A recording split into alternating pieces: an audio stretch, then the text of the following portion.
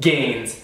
And we're not talking about muscle gains. We know that when we go to the gym and we exercise, that our muscles will adapt to the load that we place on them. So our muscles will get stronger, they'll grow bigger, all that kind of stuff.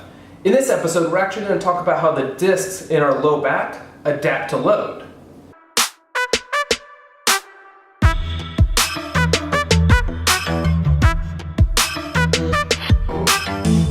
It's commonly thought that you can't repair or strengthen a disc. The only thing that happens to them is they degenerate or break down over time.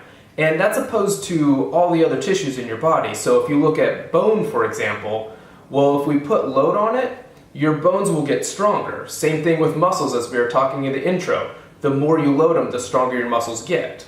And there was a study published in Nature which looked at exercising to actually strengthen the disc in your low back. And what they did was they took 79 individuals and looked at their exercise history. So they were split into 3 different categories. They had one group that was a no activity group. So in the last 5 years, they hadn't participated in much physical activity. Then they also looked at joggers, which were defined as those who run between 12 and 25 miles per week. And then we had long distance runners who ran over 31 miles per week. And what the study found was that those who participate in either jogging or long distance running had more hydrated discs than those who did no sort of exercise. And on top of that, they actually found that long distance runners showed hypertrophy, so actual growth in the intervertebral discs in the low back. And essentially what that means is that the discs are responding to the load that's being placed on them. And the study found that it wasn't the total amount of physical activity being performed, so you don't have to run for that 31 miles or 15 or 10 or however much. It had to do more with the speed of which you were running, which means to hydrate the disc and to also strengthen the disc, we want to do either some sort of brisk walking or a slow jog, and that was the speed that seemed to help the disc the most. And of course, just like any other tissue, when we're loading, we want to make sure that we're loading appropriately. We're not loading too much, as that can be problematic, and that we're not loading too little, which can also be problematic. And for specific guidelines on that, we don't really know how much is too much and how much is too little.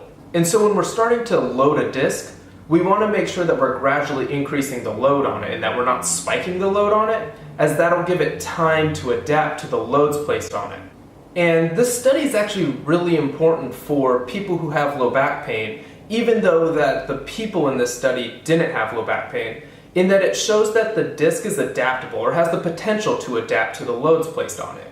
There is a lot of fear associated with either low back pain or disc injuries, in that when we start to load it, that we're just going to irritate the disc again and we're going to start that cycle all over again. But the study shows that the discs in the low back can actually adapt to the loads being placed on them, which means that from a recovery standpoint, we can use exercise to hydrate and strengthen the discs.